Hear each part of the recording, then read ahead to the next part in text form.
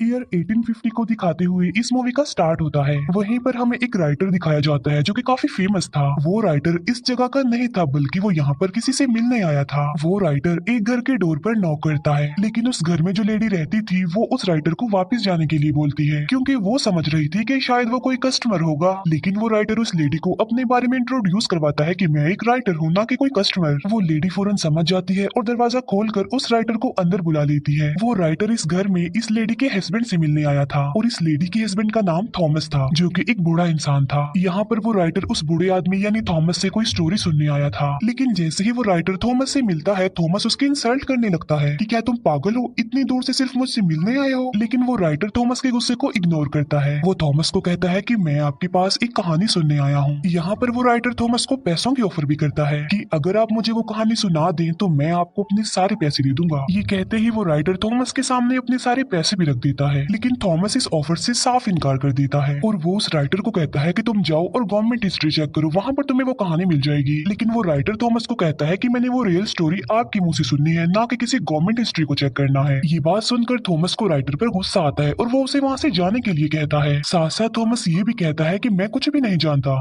ये बात सुनकर वो राइटर अपसेट होकर वहां से जाने लगता है, लेकिन जो थॉमस की वाइफ होती है वो राइटर को वहां से जाने नहीं देती, वो उसका रास्ता रोक लेती है। थॉमस की वाइफ राइटर से माफी भी मांगती है उसके हस्बैंड के बिहेवियर पर। थॉमस की वाइफ राइटर को कहती है कि तुम उसकी किसी भी बात का माइंड मत करना, क्योंकि उस स्टोरी के बारे में थॉमस ने आज तक किसी को भी नहीं बताया, इवन मुझे भी नहीं। और यहाँ पर थॉमस की वाइफ खुद थॉमस के पास जाकर उससे रिक्वेस्ट करती है कि वो अपनी स्टोरी सुनाए और उस इंसिडेंट के बारे में जो उनके साथ पेश आया था। तो फाइनली थॉमस अपनी वाइफ की रिक्वेस्ट सुनकर स्टोरी सुनाने के लिए एग्री हो जाता है। दूसरी बात ये है कि वो लोग काफी गरीब थे, उन्हें पैसों की जरूरत भी थी, इस वजह से भी थॉमस को मानना पड़ता है। थॉमस उस राइटर को अपने पास बुलाता है और उससे कहता है कि मैं तुम्हें सिर्फ उतनी ही स्टोरी सुनाऊंगा जितनी तुम बर्दाश्त कर सकोगे, क्योंकि ये कोई आम बच्चों की कहानी नहीं थी बल्कि ये काफी दुखी कहानी थी। थॉमस बताता है कि ये मेरी लाइफ का एक ऐसा इंसिडेंट था जिसने मुझे चेंज कर दिया। और अब थॉमस अपनी कहानी सुनाना स्टार्ट कर देता है। ये ईयर 1820 होता है। ये उस वक्त की बात है जब समंदर में वेल का शिकार किया जाता था। अब क्योंकि वेल का ऑयल काफी महंगा था इसीलिए उसका शिकार किया जाता था। उस वक्त काफी लोग वेल के ऑयल का बिजनेस किया करते थे और ये चीज उनमें कोई नॉर्मल नहीं थी, बल्कि लोगों को तो वेल का शिकार करने का, उसका ऑयल निकालने का बहुत ज्यादा क्रेज था। इवन लोग इस बात पर बेट भी लगाया करते थे कि जितने भी शिप समंदर में जा रहे हैं उसमें से ज्यादा ऑयल कौन सा शिप लेकर आएगा। वहीं पर हमें एक पर्सन दिखाया जाता है जिसका नाम होता है ओविन। ओविन जो कि एक कंपनी के लिए काम करता था। ओविन की एक वाइफ भी थी, इसका मतलब ये था कि वो अपनी लाइफ में बहुत खुश था। ओविन जिस कंपनी के लिए काम किया करता था उनका काम भी ये था कि वो वेल्स का शिकार किया करती थी। जाहिर सी बात है ये कंपनी भी ऑयल हासिल करने के लिए ऐसा किया करती थी। ओविन उस कंपनी के हेड से मिलता है। वो ओविन को बताते हैं कि इस बार हम समंदर में वेल का शिकार करने के लिए अपना सबसे एक्सपेंसिव शिप भेजने वाले हैं। वो लोग ओविन को कहते हैं कि उस शिप का ऑफिसर हम तुम्हें बनाकर भेजने वाले हैं। ये बात सुनकर ओविन काफी अपसेट हो जाता है क्योंकि इन लोगों ने ओविन से प्रॉमिस किया था कि नेक्स्ट टाइम तुम ही कैप्टन बनोगे, लेकिन उन लोगों ने अपना वादा पूरा नहीं किया क्योंकि वो तो कैप्टन किसी और को बना रहे थे और जिसको वो कैप्टन बनाना चाहते थे उसका नाम जॉर्ज था। जॉर्ज असल में कंपनी के एक ऑनर का बेटा था। इस बार भी कंपनी के वो हेड्स ओविन से प्रॉमिस करते हैं कि हम नेक्स्ट टाइम तुम्हें ही कैप्टन बनाएंगे। अब क्योंकि ओविन एक काबिल इंसान था इसीलिए उसकी सैलरी बढ़ा दी जाती है और इसीलिए ओविन उनकी ये बात मान लेता है और वो उन लोगों को कहता है कि मुझे रिटर्न फॉर्म में दो कि नेक्स्ट टाइम तुम मुझे ही कैप्टन बनाओगे। फिर हम देखते हैं कि ओविन अपने सफर पर जाने के लिए तैयारियां वगैरह कर रहा था।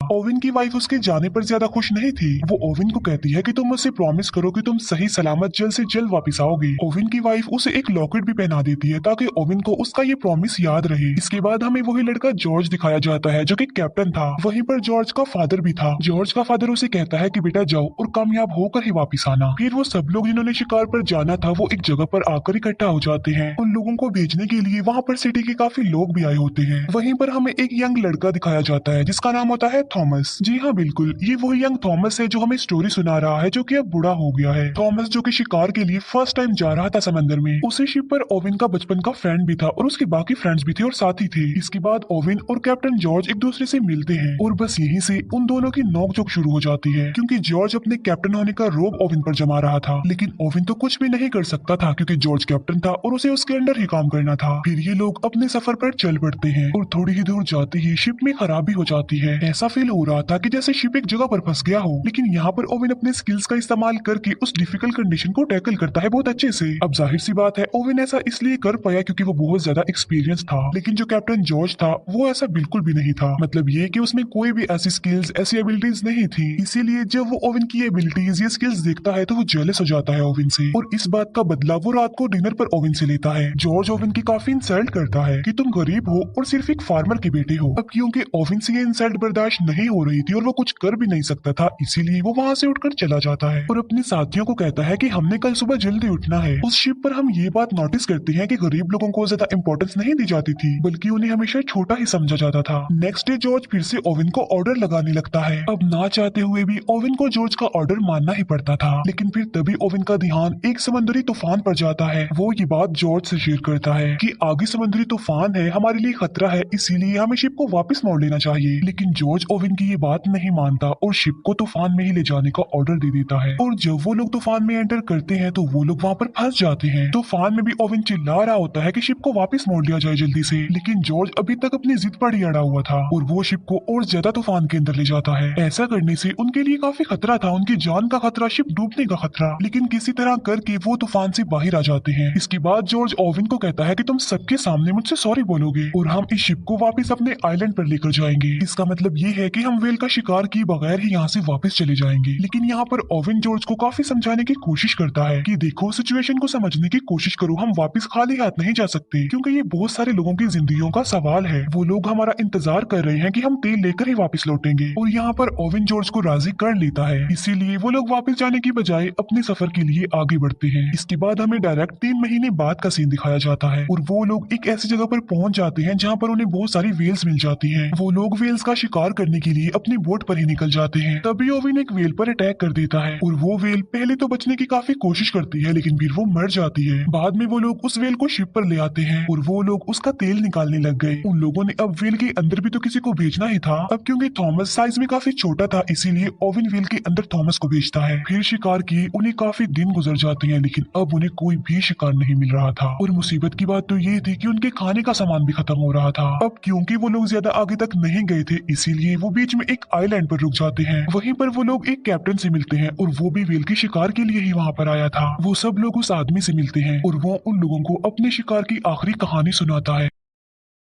वो बताता है कि हम समंदर के बिल्कुल बीचों बीच आ गए थे, जहाँ पर उनका सामना समंदर की सबसे बड़ी वेल से हुआ और वो वेल बहुत ज्यादा लंबा और बड़ा था, जिसे ग्रेट वेल कहा गया है। लेकिन ग्रेट वेल ने उनके शिप पर अटैक कर दिया, जिससे उनका शिप डिस्ट्रॉय हो गया, जिससे कैप्टन का एक हाथ और एक बाजू टूट गया और उसके बाकी साथी भी मर गए। लेकिन वो लोग उसकी बातों को सीरियस नहीं लेते। वो सोच रहे थे कि ये कोई मनगढ़ंत कहानी सुना रहा है, इसीलिए वो कैप्टन वहाँ से चला जाता है। लेकिन अब इन लोगों के दिल में लालच आ गई थी कि हमें भी उस जगह पर जाना चाहिए जहाँ पर वो ग्रेट वेल है। इसके बाद वो उस लोकेशन पर जाने के लिए आगे बढ़ते हैं। फिर हमें डायरेक्ट 14 महीने बाद की कहानी दिखाई जाती है और इतना ज्यादा सफर करने के बाद फाइनली वो उस जगह पर पहुंच जाते हैं जिसका उस कैप्टन ने इन लोगों को बताया था और जहाँ पर वो ग्रेट वेल था। वो सब लोग अपने अपने हथियार लेकर, बोट्स लेकर उस जगह पर जाने लगे। अभी वो लोग आगे बढ़ ही रहे होते हैं कि ओवन की बोट पर कोई अटैक कर देता है, जिसकी वजह से वो लोग बोट से गिर जाते हैं। और यहाँ पर वो लोग फर्स्ट टाइम अपनी आंखों के सामने इतना बड़ा वेल, वो ग्रेट वेल देखते हैं। ये बिल्कुल वैसा ही वेल था जैसे उस कैप्टन ने स्टोरी सुनाई थी। लेकिन वो ग्रेट वेल फिर वहाँ से जाने लगी। लेकिन ओवेन के जो बाकी साथी थे वो अभी तक बोट में ही बैठे हुए थे, इसीलिए मौके का फायदा उठाकर वो एक वेल पर अटैक कर देते हैं, जिससे वो वेल को तो मारने में कामयाब हो जाते हैं। लेकिन उन्हें ऐसा करता देख वो ग्रेट वेल देख लेती है, इसीलिए वो सीधा आकर उनकी शिप पर ही अटैक कर देती है, जिसकी वजह से शिप डूबने लगती है। जॉर्ज भी बोट में बैठा हुआ ये सब कुछ देख रहा था, इसीलिए वो उस वेल को वहीं पर छोड़कर वापस अपने शिप की तरफ आने लगता है। अब क्योंकि उनका शिप डूबने लगा था, तो इसीलिए जॉर्ज सबको ऑर्डर देता है कि वो शिप को छोड़ दे जल्दी से। वो सब लोग अब बोट्स में आ गए और जितना भी खाना पीना उनके हाथ लग गया था वो उसे ले लेते हैं। इसके बाद नेक्स्ट मॉर्निंग हम देखते हैं कि वो वहाँ से निकलने के लिए समुद्री मैप को देख रहे थे, लेकिन उन लोगों का वहाँ से निकलना अब काफी मुश्किल हो गया था, क्योंकि वो लोग फिर से एक समुद्री तूफान में फंस चुके थे। इसी तूफान में ओवेन का बचपन का फ्रेंड भी काफी इंजर्ड हो जाता है। अब आहिस्ता आहिस्ता दिन गुजरने लगे। ओवेन अपने जख्मी फ्रेंड की मदद किया करता था, जबकि ओवेन के बाकी साथियों को वो सिर्फ बोझ ही लग रहा था और कुछ नहीं। इसके बाद हमें 1 महीने महीने बाद की स्टोरी दिखाई जाती है, जहाँ पर इन लोगों के पास अब खाना भी खत्म हो गया था। उनकी हालत इतनी ज्यादा खराब हो गई थी कि अनकरीब वो मरने वाले थे। लेकिन तभी उनके एक साथी को जमीन नजर आ जाती है, इसीलिए उन्हें थोड़ी तसल्ली हो जाती है और वो उस जमीन की तरफ जाने लगते हैं। अभी वो लोग बस किनारे तक पहुंचने ही वाले होते हैं कि ओविन को वहाँ पर कुछ फील होता है, और वो कोई और नहीं बल्कि ग्रेट व्हेल थी,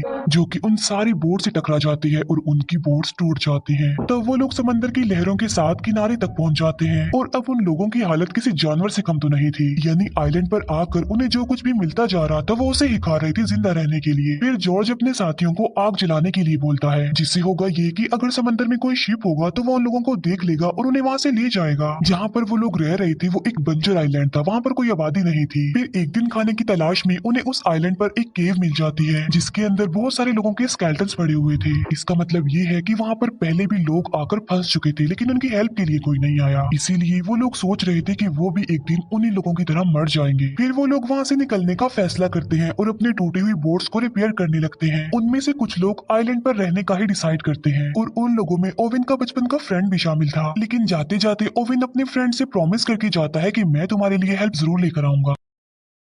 फिर इसके बाद हमें 48 दिन बाद की कहानी दिखाई जाती है, और उन लोगों का काफी बुरा हाल था। खाए पिए बगैर वो लोग बहुत मुश्किल से ही जिंदा थे। और फिर हमें दिखाया जाता है कि उनका एक साथी मर जाता है। तब ओवन का एक फ्रेंड उसकी डेड बॉडी को समंदर में फेंकने वाला था, लेकिन फिर वो लोग एक काफी अजीब चीज डिसाइड करते हैं। वो डिसाइड करते हैं कि हम इसको फेंकेंगे नहीं बल्कि हम इसको खा लेंगे। अब क्योंकि ऐसा करना तो उनके लिए काफी मुश्किल था, लेकिन इसके अलावा उनके पास और कोई ऑप्शन भी तो नहीं था। सब लोग इस बात की वजह से काफी अपसेट भी होते हैं, लेकिन जिंदा रहने के लिए अब उन्हें कुछ तो करना ही था ना, क्योंकि वो एक ऐसे सिचुएशन में फंस गए थे कि वो बिल्कुल बेबस थे। इसीलिए वो अपने उस फ्रेंड को खा लेते हैं, और कहानी फिर वापस से प्रेजेंट टाइम में आ जाती है, जहाँ पर हमें बूढ़ा थॉमस दिखाया जाता है। जहाँ पर थॉमस काफी दुखी था कि उन्हें अपने ही साथियों की डेड बॉडी को खाना पड़ा। लेकिन तभी ओविन की वाइफ भी वहाँ पर रोती हुई आ जाती है। वो अपने हस्बैंड की दुख भरी कहानी सुनकर और ज्यादा दुखी हो गई थी। फिर वो थॉमस को कहती है कि इसकी आगे की स्टोरी सुनाओ। फिर उस इंसिडेंट के बाद एक महीने बाद का सीन दिखाया जाता है, जहाँ पर ये लोग अभी तक समंदर में फंसे हुए थे और वहीं पर भटक रहे थे। अब क्योंकि भूख की वजह से उनका काफी बुरा हाल था, इसीलिए वो मजबूर होकर सरवाइव करने के लिए आपस में ही एक गेम खेलते हैं, जिस गेम में अगर कोई हार जाता था तो उसे मार दिया जाता था, और बाद में वो सारे साथी मिलकर उसे खा लेते थे। फिर एक दिन वो कैप्टन जॉर्ज हार जाता है। जॉर्ज अपने कजन को गन देकर कहता है कि तुम मुझे शूट कर दो और मुझे मार डालो, लेकिन जॉर्ज का वो कजन उसे शूट करने की बजाय खुद को ही शूट कर लेता है, और बाकी लोग उसे खा लेते हैं। फिर एक दिन उन्हें फिर से वही ग्रेट व्हेल दिखाई जाती है। तब ओविन उस व्हेल पर अटैक करने ही वाला होता है कि तभी ओविन उस व्हेल की आंख देख लेता है, इसीलिए ओविन उस व्हेल पर अटैक नहीं करता और वो भी वहाँ से चली जाती है। फिर काफी दिन बाद एक शिप दिखाया जाता है, और उस शिप के लोग जॉर्ज की बोट को देख लेते हैं, इसीलिए वो लोग उनकी हेल्प करते हैं। और जब शिप का कैप्टन ये देखता है कि बोट में इंसानी हड्डियां पड़ी हुई हैं, तो वो काफी शॉक्ड रह जाता है। और वो बोट जिसमें ओविन और थॉमस थे वो तो दूसरी बोट से अलग हो चुकी थी। ओविन और थॉमस का काफी बुरा हाल था, वो मर रहे थे। लेकिन फिर तभी ओविन की नजर एक शिप पर पड़ती है, और वो हेल्प के लिए उस शिप को बुला लेते हैं, और फिर इस खतरनाक सिचुएशन से वो बाहर आ जाते हैं। फाइनली उन लोगों को बचा लिया जाता है, और कुछ दिनों बाद उन्हें उनके घर पर लाया जाता है, जहाँ पर सिटी के लोग उन लोगों को देखकर काफी हैरान रह जाते हैं, क्योंकि उन्होंने तो एक्सपेक्ट किया था कि ये तो कब से ही मर चुके होंगे। वहीं पर ओविन की वाइफ भी उसके लिए वेट कर रही थी। ओविन की वाइफ जल्दी से उसके पास आती है और वो दोनों मिलते हैं। फिर उसी दिन ओविन और थॉमस मिलते हैं, जहाँ पर ओविन थॉमस को निशानी के तौर पर अपने व्हेल पिन दे देता है। इसके बाद कंपनी के लोग ओविन और जॉर्ज को बुलाते हैं उनसे स्टोरी सुनने के लिए, जो उनके साथ समंदर में बीत चुका। अब क्योंकि उनकी बात पर बिलीव तो किया जाने वाला नहीं था, इसीलिए ओविन वहाँ से जाने लगता है। ओविन जाते जाते जॉर्ज को कहता है कि तुम अपने कैप्टन होने का फर्ज अदा कर दो, इन्हें सब कुछ सच सच बता दो। जहाँ पर जॉर्ज पहले तो झूठ बोलता है, लेकिन फिर वो सारी बात सच बता देता है। लेकिन कंपनी के जो लोग होते हैं वो कोई मनगढ़ंत कोई झूठी कहानी ही बता देते हैं। इसके बाद हमें फिर से ओविन दिखाया जाता है। अब क्योंकि ओविन को अ काइंड ऑफ नई जिंदगी मिली थी, इसीलिए वो अपनी न्यू लाइफ का बड़े अच्छे से स्टार्ट लेता है, और वादे के मुताबिक उसने उस आइलैंड पर अपने फ्रेंड के पास कोई बोट भी भेज दी। लेकिन अब काफी देर हो चुकी थी, क्योंकि ओविन का फ्रेंड मर चुका था। और यहाँ पर थॉमस की कहानी कंप्लीट हो जाती है। कहानी सुना देने के बाद थॉमस उस राइटर से पूछता है कि क्या तुम इस कहानी को दुनिया के सामने लाओगे, जिस पर राइटर कहता है कि जी हाँ, लेकिन मैं इस स्टोरी को एक ऐसा मोड़ दूंगा जो कि रियल इंसिडेंट पर बेस्ड होगी। इसके बाद हमें काफी महीनों बाद का सीन दिखाया जाता है, जहाँ पर हम देखते हैं कि उस राइटर ने बुक लिख दी और वो काफी फेमस भी हो गया। और इसी के साथ ये मूवी यहीं पर एंड हो जाती है। Thank you for watching.